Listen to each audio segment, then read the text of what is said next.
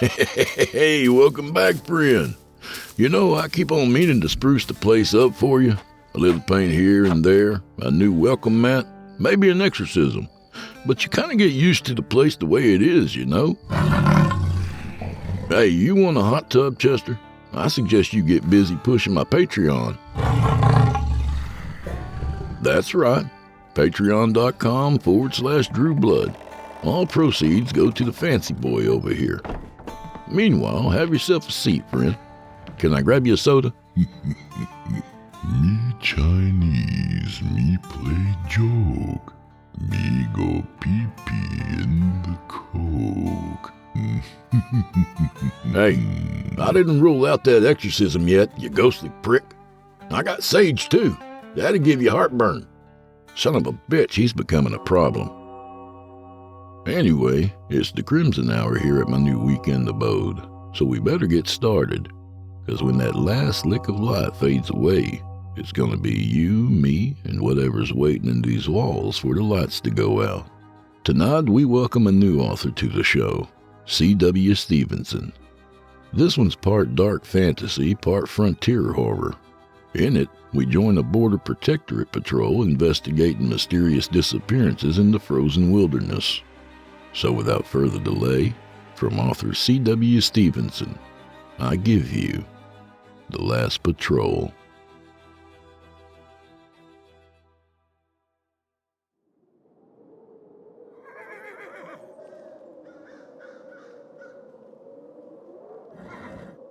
Jarus peered into the woods surrounding the farm. A few deer munched on dead grass, the greenery poking through white, half-frozen slush. No other queer shapes moved underneath the shadows of the dead branches. No sign of an ambush. Jarus turned his attention away for half a moment to observe the state of his men. The others appeared anxious, and had remained so ever since word of the report had come to Round Mountain, one of the Border Protectorate's old hill forts, some several leagues from civilization. They had ridden from Tourmaline that morning, questioning folk on their way inland, travelers on the road mostly. While the old farmer spoke, Jarus's three companions scanned the woods for themselves. Something was amiss. Deep down, they could all feel it, gnawing at their weary minds as they clutched thin cloaks against their freezing bodies. Winter was unrelenting this season. Jarus didn't want to believe the man. The words of farmers and country folk this far into Petrea came with superstition and half-truths. But this many dead, it hardly seemed a quarter truth, and yet Jarus felt the cold chill of fear seep down into his bones. Aye, they're dead all right. Seen it myself, I did, sir. Jarus nodded at the villager, or farmer, or whomever he was. Just some old sew in ragged clothes, wisps of gray hair atop a wrinkled skull, shivering in the wind. But he wasn't complaining. Jarus was thankful someone was talking. Not one man, woman, or child had anything to say as they had ridden past nearly a dozen homesteads since leaving Tourmaline that morning. Silent as the grave. It was their eyes that spoke. Their eyes would open wide at the mere mention of folk disappearing, shaking their head violently in response before slamming the door. The more polite folk had said something akin to "we know nothing," and then they too would slam the door. Hakob, half blind but still one of the finest trackers Jarus knew, spat onto the white ground as he dumped the contents of his pipe into the wind. The two younger recruits Jarus had taken along sat atop their mounts quietly, one plump with a thick connecting eyebrow, and the other tall and strong, a fifth son of some southern lord. They listened and they watched, as Jarus had instructed. Listen and learn, he had told them. Keep your wits about you. Jarus turned back his attention to the old man. How many would you say? The old man thought for a moment. I say 20. But then, Mother never taught me much past that. And he laughed, allowing a horrid stink of rotten breath to escape the handful of teeth he had left. Even sitting tall on his horse, Jarus felt the urge to turn his head in disgust, but he was far too polite to insult the only man willing to talk. Why did the other nearby farm say nothing?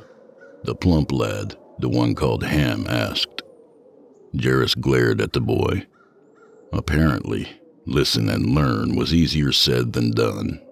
Silly folks around these parts. Some say they see the Enokai lurking through the woods from time to time, but too cold for their skelly hides if you ask me. Some say other things. But I wouldn't let their words stick in your ears too long if I was you lot. The chilling wind blew gusts icy enough to freeze dripping snot. Jarus clutched his cloak tighter to the black chainmail of his hauberk and looked to the woods once more. The grazing deer no longer showed themselves, spooked by our rabble, but he wasn't so sure. Jarus assessed the situation. 20 dead, possibly more, or maybe less based on the old man's math skills, lying somewhere in the nearby forests. The report of folk missing around the area, some 40 kilometers in total, detailed the missing to be predominantly hunters, trappers, those who went into the forest to forage, farmers wandering too far from the fields and such. A rabid bear, a pack of wolves maybe, but not much chance of that, not in midwinter. More likely a small group of bandits, starving and desperate. But 20 dead, this close together in the thick woodlands of Petrea? That was a massacre, if it indeed were true. If you'd like, I can take you there. Like I said, it's not far. Through there. Slowly, the old man held up a shaky hand and pointed to where the deer had been. The dead branches swayed in the wind as snow blew off their bark. The blood of the girl that got snatched up went through there. Followed the game trail to the spot I did, sir. Jarus looked back at Hakab, who stared back, giving no sign of an objection.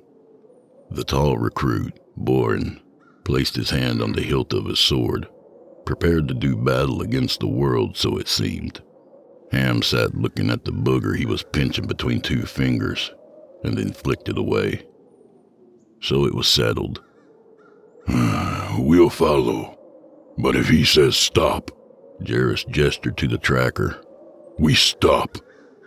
Investigate the missing peasants and report back, Captain Thorne had ordered. As their sworn duty, Jarus was compelled to inspect the situation further. Perhaps it was the old farmer, the cold, the dark woods looming nearby, or all three, but Jarus found his courage being tested. The old man grinned wide, showing the few black remaining teeth that hung from his gums. It would be me life's honor to assist the Border Protectorate. Gathering is my name. With that, he walked in front of them all, leading them to the edge of the woods. Hooves crunched through soft snow. If there was blood from the missing girl, it had since been caked in the flurries of snow that came and went. Soon, and to the patrol's dismay, a mist rained down upon them, dampening their road-worn clothes now stuck to their freezing bodies. They hadn't warmed themselves by a fire in 2 days counting. For the past 2, they'd eaten nothing but cold jerky. Spring couldn't arrive sooner. The others might agree, too. Too many cold nights they and the others at the hill fort had been on patrol or took watch on top of those old walls. Too many. It would be dark soon enough. Jarus could see the dimming world through the cracks of dense branches. An hour left of sunlight, maybe a little more. Hakab searched the ground with his good eye as they rode along. When the game trail became too narrow for them to ride, Jarus ordered Boren to stay behind with the horses and wait for their return. Disappointed, The lad said nothing, but gave a gentle aye. This may yet turn into a hopeless quest, but in case it is not, I'd have these horses cared for and ready to ride as quickly away from this place as we can. Jarus hoped his words would provide Boren with some understanding, but the lad was young, full of fire and vinegar, his hand always too close to the hilt of his sword. Despite all the boy's strength or skill with arms his noble father had no doubt seen to, what Jarus needed was collectedness, something the passive Ham might contribute. It wasn't a far walk. The game trail opened to a clearing dotted by a few oaks. The trench was the first thing Jarus noticed, dug deep into the hard ground, with large lumps of snow spaced out against its edges. The trench ran until it reached the stone. White in color, the stone was massive. If he were standing on Hakab's giant head, the stone might have still been taller. He observed where two large holes had been carved out of the rock. Like eyes, he thought, before turning his gaze to see where blood had trickled its way down from two chiseled open sockets, both stuffed with dark globs of red. The stone wept red frozen tears. Unnerved, Jarus jerked the sword free of its sheath as Hakab unslung the bow from his back. Ham stood dumb in place, mouth agape, staring at the strange lumps covered in snow beside the trench. Not only lumps, Jarus realized. Corpses. Gods, Ham whispered. What is this? Asked Hakab, looking around the clearing. Kneeling down by the nearest corpse, he examined it more closely, and then another. What do you see? Asked Jarus. Their throats are slit. All of them, Hakab said. Standing, Hakab took an arrow from his quiver and notched it. Turning back around, he drew back the bowstring and aimed at Garen. You, Hakab snarled. You said nothing of some fucking sacrifice. Their blood is frozen down in that trench. And their organs are in the Godstone. Truly only half blind. His black teeth and breath had been a sign of his heart, rotten to the core. Jarus held the hilt of his sword tight, his knuckles turned white. He wanted to hurt this man. Ham! He called out. The boy, mouth still agape at the grisly scene, only turned to see who was yelling. Ham, walk back to Boren. Tell him to leave the horses and come here. Bring rope. Back that way? He whined. Hakab kept his bow trained on Garen. What are you afraid of, lad? They're all dead. And the only thing this one can harm is your nostrils. Garen laughed. I've no quarrel with them. I'll be rewarded, I will. Always am. I'll have more coin than there be hearts in the Godstone. Gold. Then the old man bit down on his thumb as if he were testing the validity of a gold coin. Them. So someone had put him up to this. Jarus surveyed the scene as well as the woods behind the clearing. It was silent, but the woods were thick enough for someone to be watching. He wanted to flee. When he'd started his commission as part of the Border Protectorate, he hadn't imagined there would ever be any real danger. Hunt a lone fugitive, perhaps. Chase off some outlaws back into the sands of the Barrens. He decided then and there that the blood sacrifice is where his loyalty to the Border Protectorate crossed the line. But the recruits and Hakab were there. I am no coward, Jarus said under his breath. His only motivation to stay. Pathetic, and he knew it. Hakab didn't hear the silent outburst, but Garen must have. Many cowards live, you know.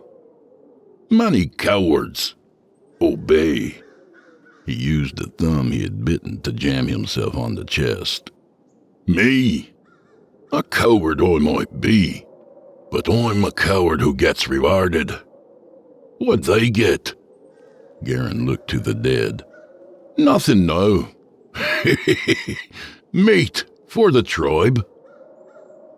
Tribe?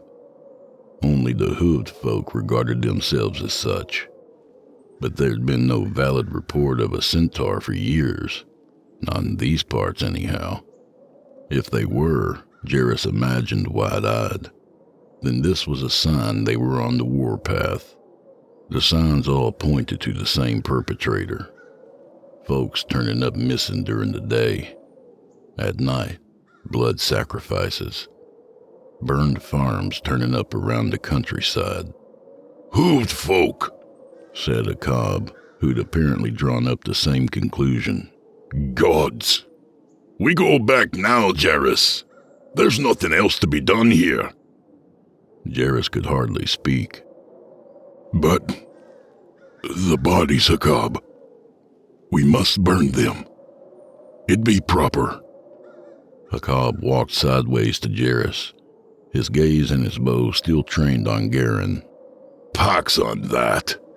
If there's some encampment of them out there, this has got to be reported back. Getting back. Now that's proper.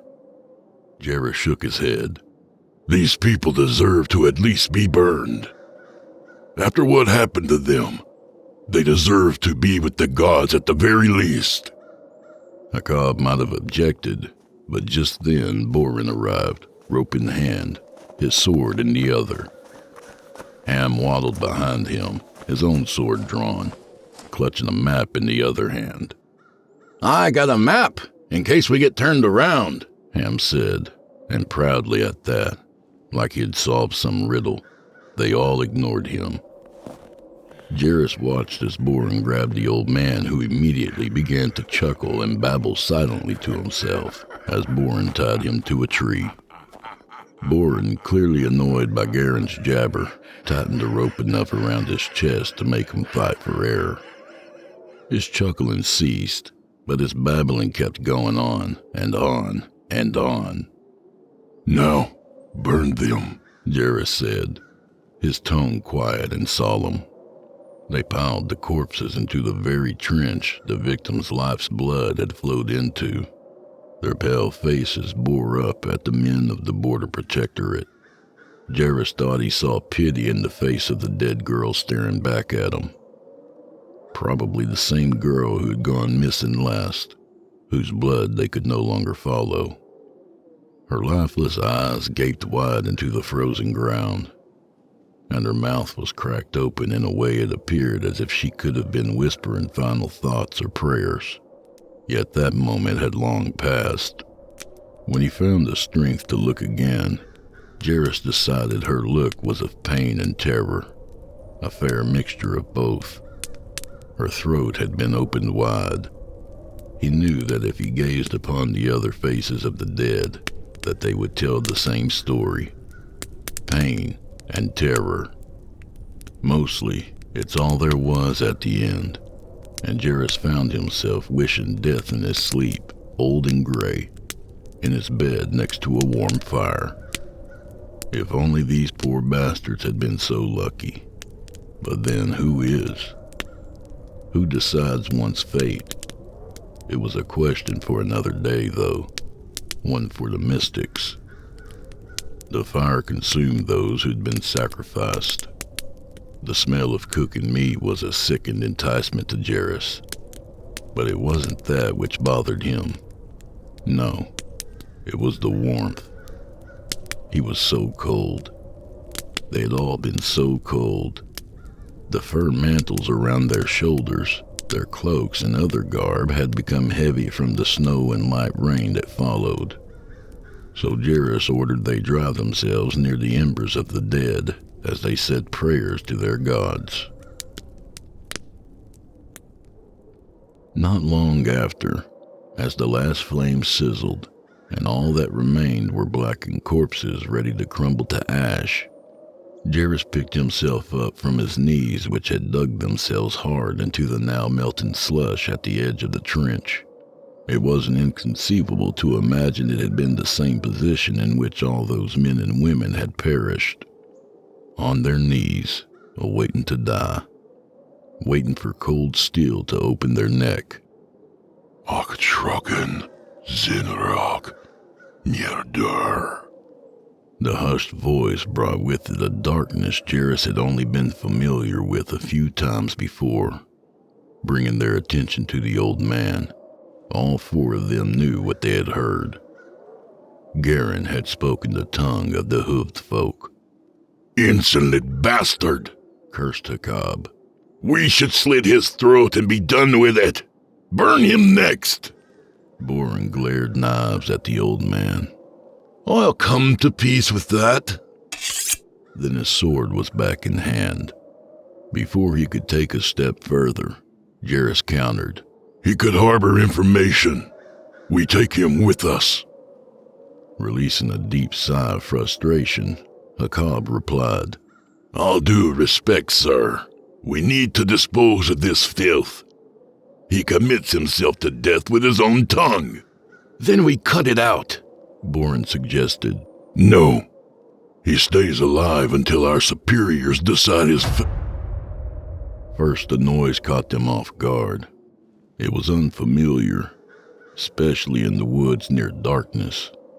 But as the drum sounded for the second time, it became clearer. Then the drumming was dealt in a constant beat, multiple in unison, sounding all around them. Then the enemy's horn blew.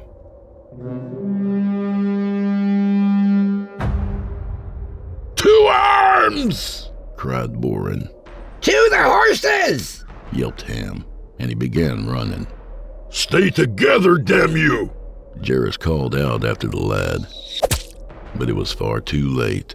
The arrow was already poking through Ham's chest as the second one came whooshing in.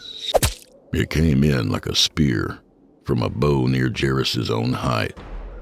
The second arrow buried itself into Ham's face, crunching through lip and teeth before coming out where his neck met spine. As he fell, Ham brought up a plump hand just long enough to feel the hard wood of the arrow. Then he went limp.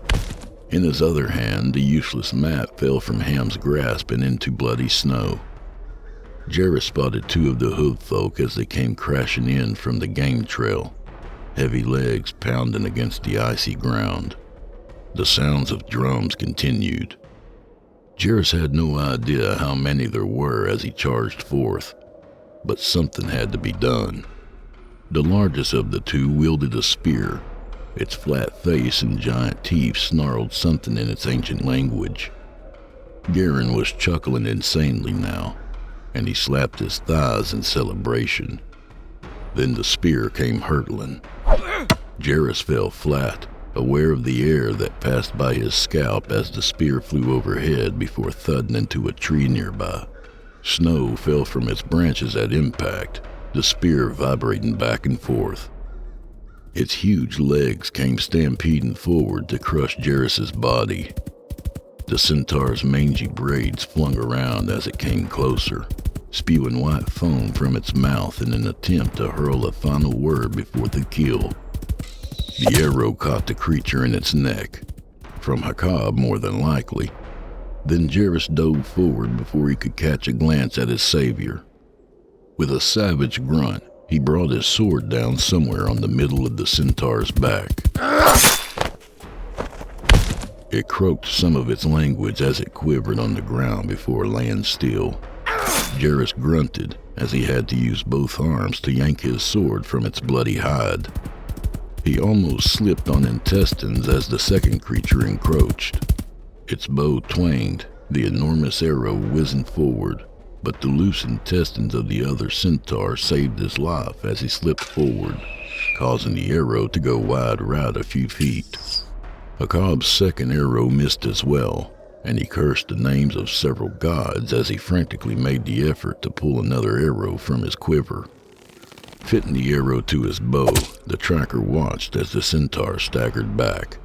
A glint of metal poked through its torso before disappearing, leaving a leaking hole in its wake. Boren didn't wait for his sword to finish the job, which had suddenly slipped from his hand. With a battle cry, Boren pulled the dagger hung through his belt from a sheath wrapped in rabbit's fur and jumped atop the creature's back. They both went tumbling. The snap of a bone echoed across the clearing. The centaur's own weight had snapped its left hind leg nearly in two, but it didn't have enough time to scream.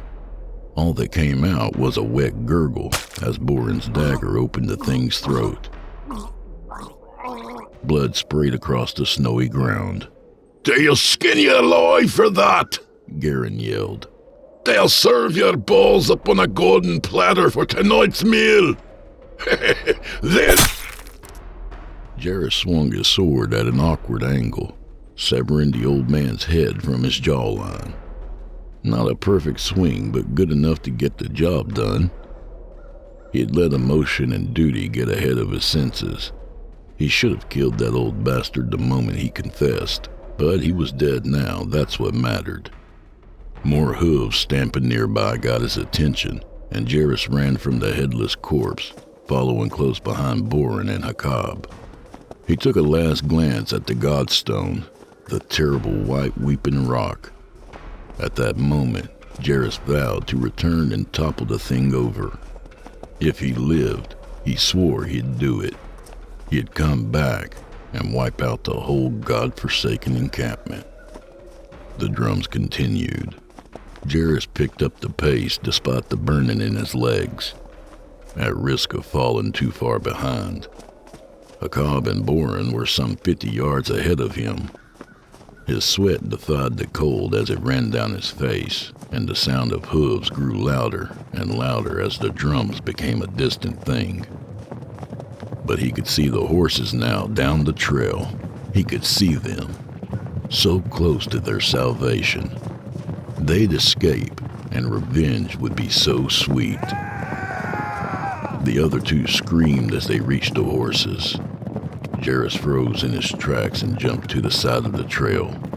He watched through the dense shrubbery as at least 6 centaurs burst from behind their nags. Jarus watched in horror as they tore his men apart without weapons, only brute strength. 2 held up Hakab by an arm each and pulled, removing both limbs from their sockets. Dropping his body to the ground, a stockier creature danced upon his bleeding body, smashing his skull to pulp. Boren screeched, flashing his dagger around wildly in every direction. He was shot full of arrows the next instant. The arrows jutted from his body like a dog's muzzle he had seen get too close to a porcupine. They shot him more, whooping and yelping a mixture of primal blather Jarus couldn't even pretend to comprehend. The farm. It was his only chance. There he could commandeer a horse and ride until it dropped. Of course, he'd do his best to evacuate any unsuspecting villagers around, but hadn't that been where Garen had come from? There was no way of telling, but he'd chance it. He'd try for all his guts were worth. Backing away, Jarus kept low, so much so his knees nearly skidded against the cold, wet ground. His scabbard dragged, making enough racket to make him feel uncomfortable. No noise was good. No noise meant living. No noise meant having arms and legs remained intact. As gently as he could, Jarus undid the scabbard, laying it down like a newborn babe. He had never wanted children before, but Jarus was thankful he still breathed to make that choice. Continuing his path through the dark, he tripped over logs and branches that punctured his face, and thorns that tore at his hands and the fabric of his cloak. He kept going. Almost there. Though he had taken the long way around, judging by their trek to the Godstone, he had to be getting close. It was the only positive feeling since seeing his friend be ripped to shreds. Hakab, a man he had known for nearly a decade. The end he had met would be answered with epic retribution. For him, for the lads, and for those massacred farmers.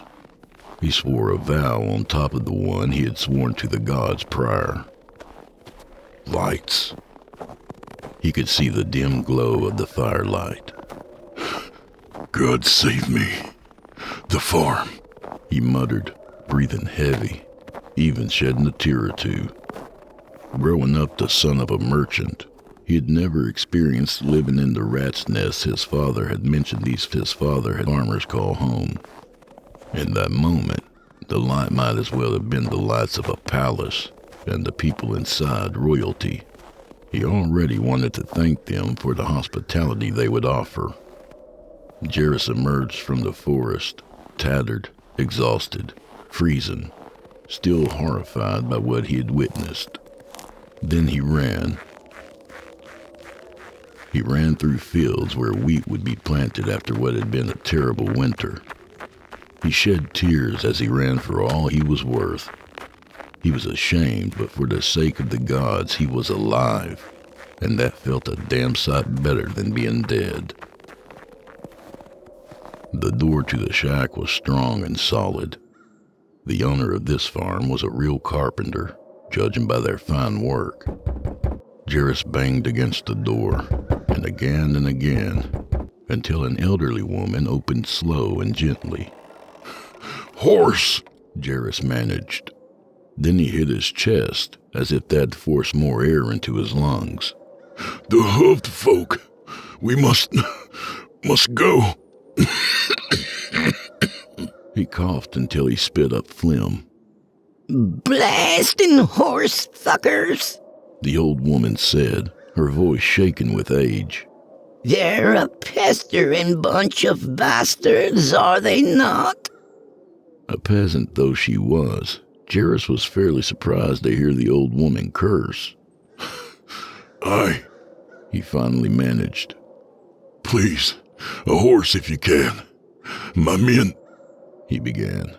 But as soon as he did, the tearing of limbs entered his vision, their screams.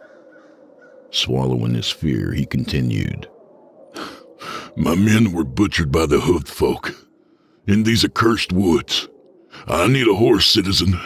On behalf of the Border Protectorate, I must insist. With most haste, if you please. You're nearer to an icicle than human, my dear boy. You must sit, warm yourself, and then drink something to warm your belly. Twisting his head back to make sure nothing had followed him, he looked back at the old woman. No time. He shook his head. We must make haste. Ah. And she winked at him.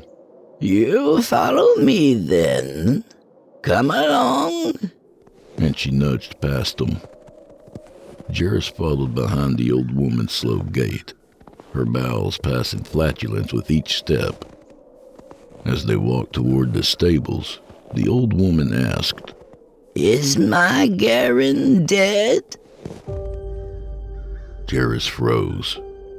Oh, that's a yes, then. Pity. The old bastard had more eyes for their gold than he ever did me. But then, so did I. And she laughed, a familiar, almost toothless cackle. The sound of hooves drew closer, causing Jarus to breathe heavily as he began to panic. Resigned to his fate, he felt no shame as tears began to slide down half-frozen cheeks. He just wanted to keep breathing, if only for a little longer. They approached from behind the stables, their big eyes glowing white against the firelight from the shack. Moving slowly, almost seductively, their massive shapes came into the light. Dead in his tracks, Jarus stood there, waiting for what he feared to come.